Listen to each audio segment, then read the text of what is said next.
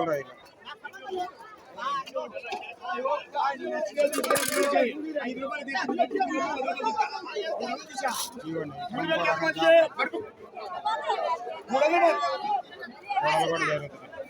ఏమండి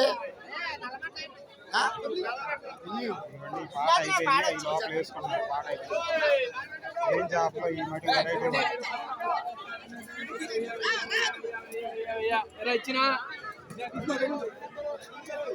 వీళ్ళు చేపలు పట్టుకొని వచ్చిన వాళ్ళు వారం పాట పెట్టి అమ్మేస్తున్నారు.